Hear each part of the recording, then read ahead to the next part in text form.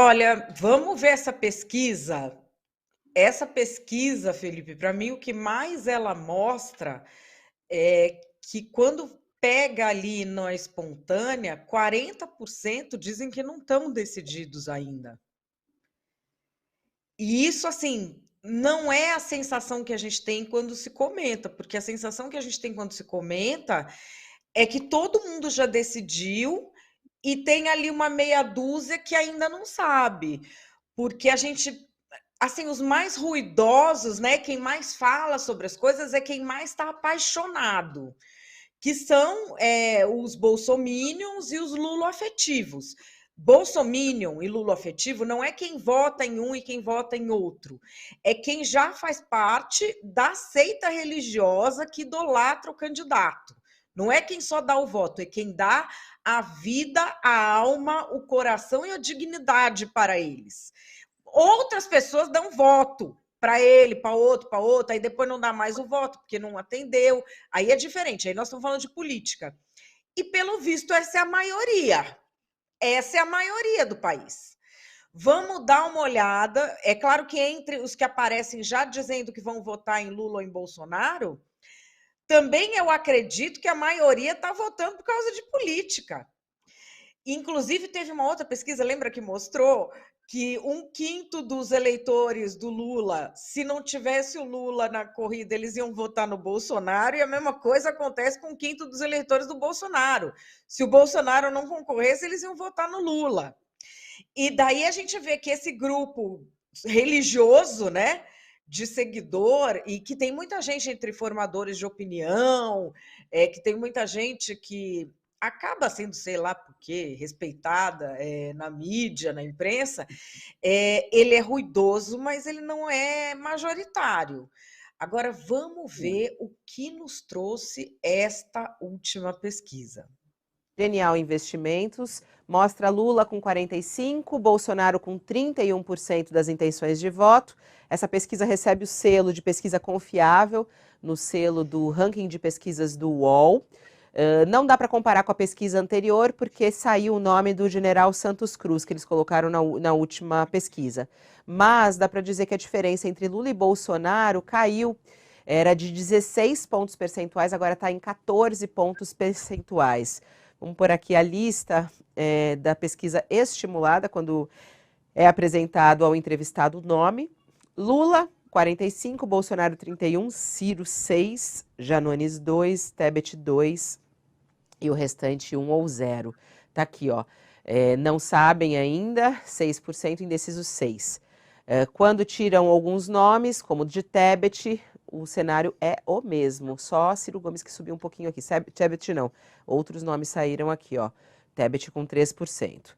Esses são outros cenários. A pesquisa espontânea, aquela que não apresenta os nomes. Lula tem 31, Bolsonaro tem 24 e Ciro 1.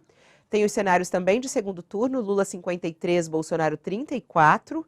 Em um outro cenário, sem Bolsonaro, Lula 52, Ciro 25.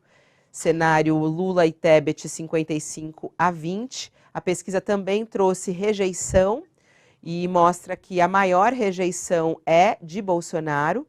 59% não votariam em Bolsonaro de jeito nenhum, é o mesmo da pesquisa anterior. 52% não escolheriam Ciro na pesquisa anterior, nesse subiu para 55%, rejeição de Ciro Gomes subiu, e a de Lula subiu um ponto percentual também, dentro da margem de erro, 41%. Bom, aí a gente tem nessa pesquisa um cenário que é bastante problemático para o presidente Jair Bolsonaro por causa da história do teto, mas a gente tem, pensando que essa campanha é de longo prazo não, né? Porque nós já estamos chegando lá.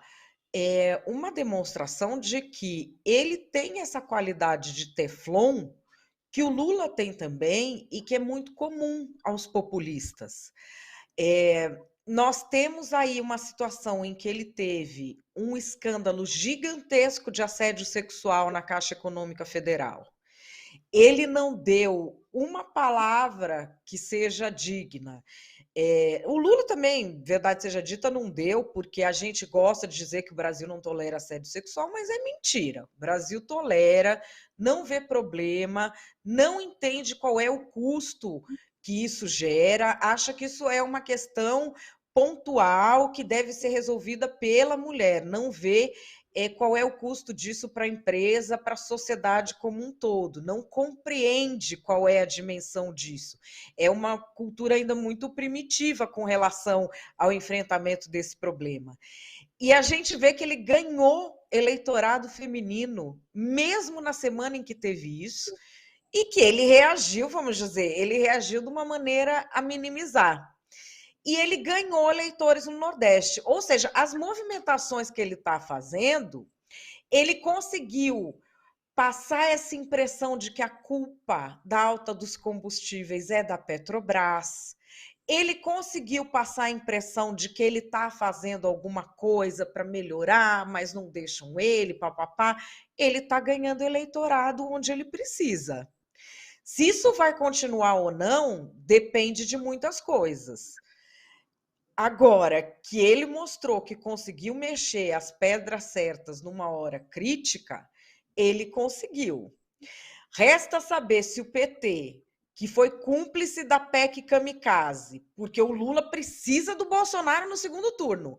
O Lula e o Bolsonaro têm, vamos dizer, as duas seitas, né, deles. A seita do Bolsonaro fala que o Bolsonaro, que não ia ser candidato à reeleição de jeito nenhum, ele só está lá porque se ele não estiver lá, o Lula vai ganhar e vai transformar o Brasil na Venezuela.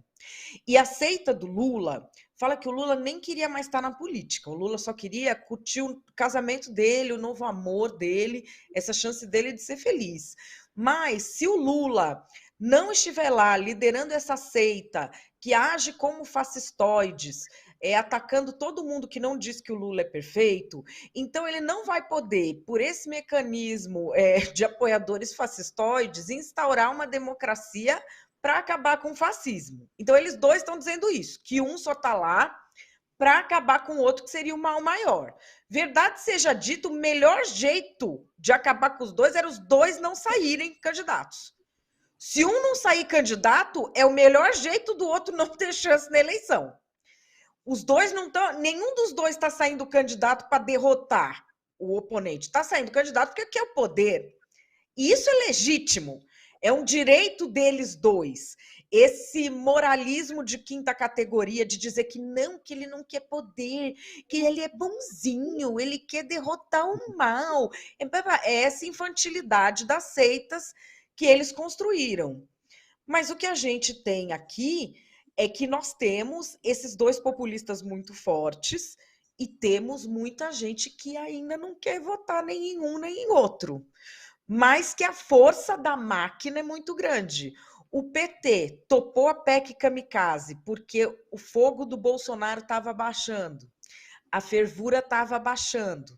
Eles precisam do Bolsonaro na disputa, porque se o Bolsonaro desiste, dizem aí, né, nas colunas, que ele vem dando chilique, falando que vai sair da eleição, e aí o PT tem medo disso, porque aí como é que vai ficar o Lula? O que acontece? Topou a PEC Kamikaze. Será que não foi dar bala demais na mão do Bolsonaro isso? Essa é uma medida, Felipe, que eu acho muito difícil de alguém ter.